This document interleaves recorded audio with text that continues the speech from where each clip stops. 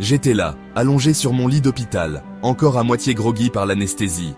La lumière blanche des néons au plafond me semblait presque irréelle, comme si j'étais coincé dans un rêve étrange et flou. Mon cerveau flottait quelque part entre la morphine et les regrets de ne pas avoir assez mangé avant l'opération. Les souvenirs de la matinée me revenaient par bribes, entrecoupés de flashs de l'équipe médicale s'affairant autour de moi. Mais soudain, une voix perça le brouillard cotonneux de mon esprit. Une voix qui semblait à la fois proche et lointaine, comme un écho dans un tunnel. « Vous gagnez combien ? 3 600 € par mois, comme tout le monde. » Cette phrase résonnait dans ma tête, chaque mot s'imprimant avec une clarté douloureuse. J'ai failli arracher ma perfusion. Mon cœur s'est mis à battre plus vite et une vague de confusion m'a submergé.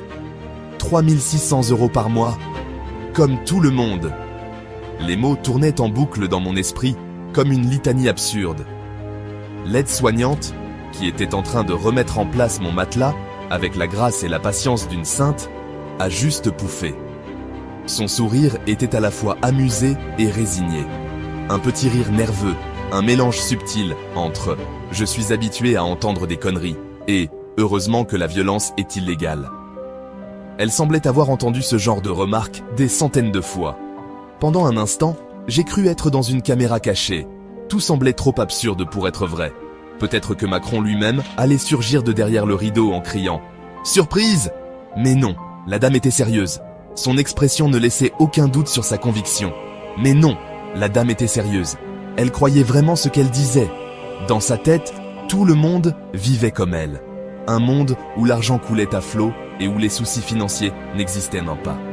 Tout le monde roulait en SUV électrique, prenait des vacances à Saint-Barth et hésitait entre foie gras et caviar au réveillon.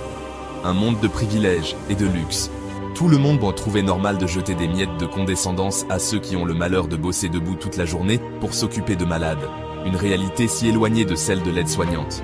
Mais dans le monde réel, l'aide-soignante, elle, devait probablement jongler avec des horaires impossibles, une paie ridicule et des patients qui confondaient politesse et noblesse.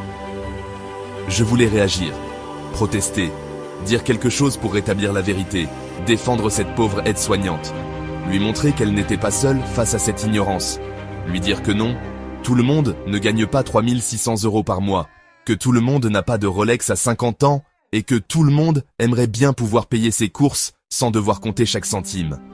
Mais les mots restaient coincés dans ma gorge. Mais mon corps, encore sous anesthésie, n'a réussi qu'à émettre un léger blul blul blul blul incompréhensible avant que ma perfusion ne me rappelle que j'étais, techniquement, un légume. Une frustration immense m'envahissait. Là-dessus, la bourgeoise est partie, probablement satisfaite de son échange socialement engagé. Elle devait se sentir vertueuse, convaincue d'avoir fait preuve de compassion. L'aide-soignante a haussé les épaules et est retournée bosser, en se demandant si elle pourrait tenir jusqu'à la fin du mois sans vendre un rein. Son quotidien était fait de sacrifices et de résilience. Et moi, je suis resté là, flottant entre deux mondes, celui de la lucidité, où la misère et l'injustice existent, et celui des macronistes, où le SMIC s'élève visiblement à 3 600 € et où les pauvres, franchement, exagèrent un peu. Une dualité qui me laissait perplexe et amère.